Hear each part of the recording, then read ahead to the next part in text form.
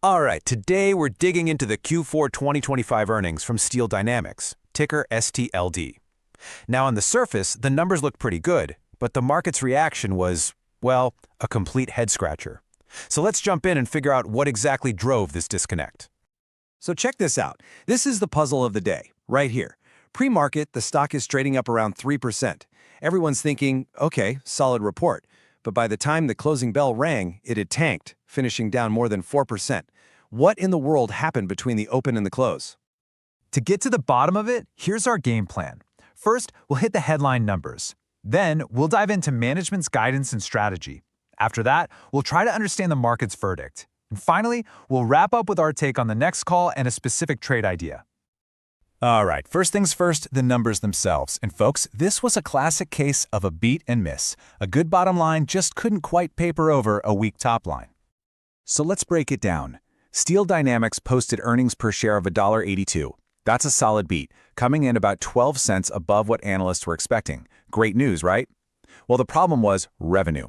It came in around $4.4 billion, falling short of the $4.56 billion consensus. In this market, with everyone on edge about a potential slowdown, that top-line miss was seen as a major red flag for demand, and it completely overshadowed that nice earnings beat. Now, to push back against those revenue concerns, management was quick to highlight their capital return program. They put a massive $901 million to work buying back their own stock this year. I mean, that's management basically screaming from the rooftops that they believe their stock is undervalued, even if the market is feeling a little jittery. Okay, so let's pivot to what management had to say about the future. This is where they tried to shift the focus away from the quarterly numbers and onto their long-term story. And their story really rests on three big pillars. First, they're at the tail end of a huge investment cycle, which means a whole lot of free cash flow is about to be unlocked. Second, they are full steam ahead on ramping up their new aluminum business, which is a huge growth area for them. And third, they're on the prowl for big, strategic acquisitions. And you could really hear the excitement in CEO Mark Millett's voice, especially when he talked about the new aluminum operation. That project actually hit positive EBITDA in December. That's a key profitability metric. And they've already started shipping to major customers. They see this as a game changer for diversifying the company. And speaking of big moves, we got a pretty major update on the M&A front. Steel Dynamics confirmed they actually made a bid to buy BlueScopes U.S. assets. Now, that offer was rejected, so the deal is off the table, but it sends a crystal clear signal to the market that STLD is in the hunt for large, transformative deals.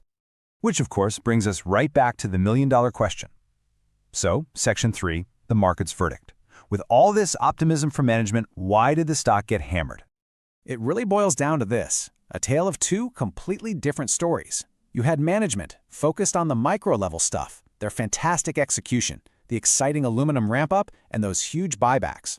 But the market? The market was looking at the big, scary picture, that top-line miss, a deep fear about the steel cycle peaking, and just general economic uncertainty. And on this particular day, the market's macro fears won out. And you've got to remember the context here. This stock wasn't exactly limping into earnings. Over the last year, STLD was up over 42%. That's more than double the S&P 500's return. After a run like that, expectations are just sky high. You're setting an incredibly high bar, and anything less than a perfect report can trigger a sell the news event, which is exactly what we saw happen. Okay, so let's put all the pieces together and look ahead. Section 4, the next call. For the upcoming quarter, we're slapping a market perform rating on the stock. What does that mean? Well, we think Steel Dynamics is an absolutely top-notch company, a best-in-class operator. But after that big run-up, a lot of that good news is already baked into the price. And those cyclical headwinds we saw in the revenue number, they're probably going to cap the stock's upside in the short term. So if you're watching this company, what should be on your radar for the next report? Here's what we're focused on. First, are steel prices holding up? Second, do shipments bounce back after some maintenance in Q4? Third, we need to see continued profit improvement from that aluminum business.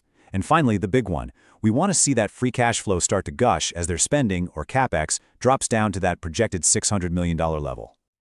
So that's the big question, right? How do you actually play a stock like this where you have a great company facing some tough macro headwinds?